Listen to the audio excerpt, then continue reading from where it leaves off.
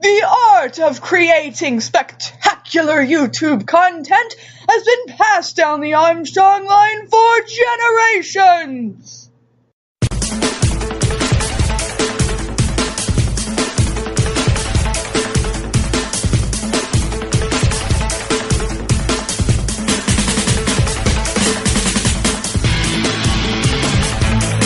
Hello peoples, welcome back to Full Metal Friday. In case you weren't clued in by the intro, which is second only to using Earthquake on a Butterfree as the stupidest thing I've yet to do on this channel, we'll be doing another circle breakdown. This time, taking a closer look at the array used by Strongarm alchemist Alex Louise Armstrong. A newcomer. You have to be quick to avoid my fist. Not bad. Not bad at all. I'll show you the art of alchemy that has been passed down the Armstrong family for generations!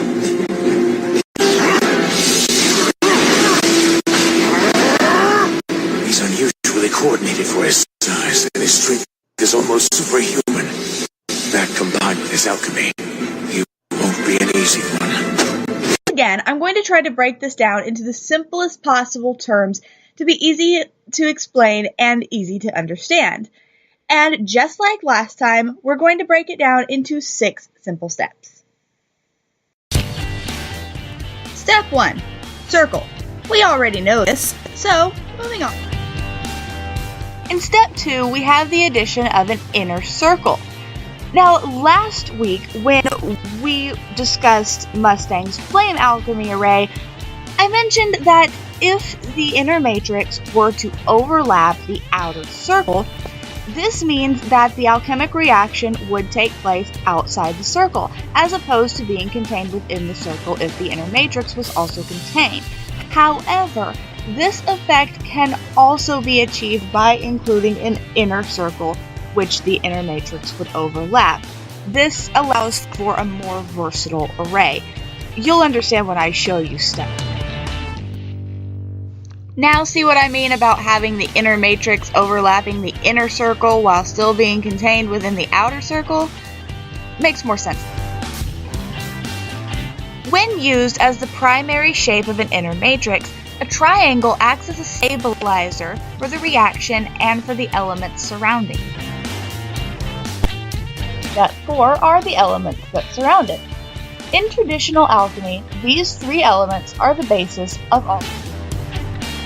Starting clockwise around the circle, we first have salt, the contractive force of nature and the construction phase of transmutation. Second is sulfur, the expansive force of nature and the deconstructive phase of transmutation. Third and last is mercury, the integrative force of nature and the reconstruction phase of transmutation. In combination and stabilized by the matrix they circumvent, they allow this array to be used to manipulate nearly any solid material. Step 5 is what really specializes this array. This ancient-looking writing in the center is one of many Hebrew words associated with God. In this context, God represents strength, power, and perfection. This is how Armstrong is able to achieve such precision, speed, and accuracy in his transmutations with such a basic. Step 6 took some digging to find, and many thanks and blessings go to whoever edited the Armstrong article on the wiki. Although the text is indistinguishable in the anime, this fan was able to decipher it based on 2 panels from the manga. One from chapter 7, page 14, and another one from chapter 95, page 27. And this is what it says. I'm actually not gonna try to say that out loud because German cannot pronounce.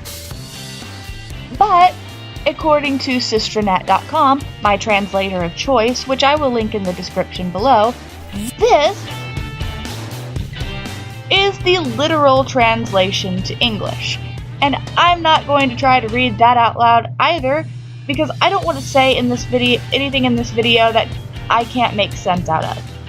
Essentially what has happened here is that an artist had a concept in Japanese, applied it in German, and a computer converted it to English. So over the course of 3 languages, something had to have been lost in translation. I do get a vibe of strength and legacy in the passage, though, which makes sense, seeing as how this is the alchemy passed down the Armstrong line for generations. And now an interesting side note. I started this analysis with Armstrong's fight against Scar. Side note within a side note, Armstrong is the only state alchemist to survive one-on-one against Scar. But anyway, Scar makes a remark about Armstrong's strength being almost superhuman. It might sound hard to believe, but his strength is actually part of his alchemic technique. When he punches something to transmute it, the kinetic energy fuels the transmutation.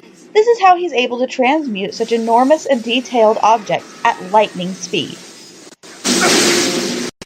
And there you have it, peoples! A complete guide to Strongarm alchemy in 6 simple steps.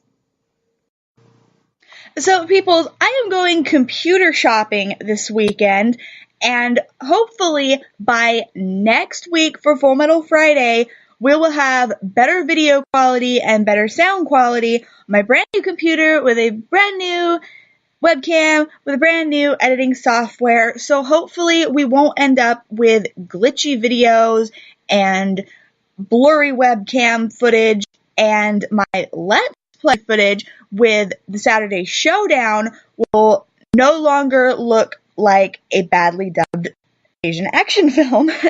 And once I get all that underway, I will be able to reinstate Mon Games. So my channel will have 4 segments. We'll have Mon Games, WTF Wednesday, Full Metal Friday, and the Saturday Showdown. Whew, Wyan's gonna be busy. Wyan will never sleep again. But anyway, that's it for this week. I will see you next week on Full Metal Friday or tomorrow for the Saturday Showdown. Bye-bye!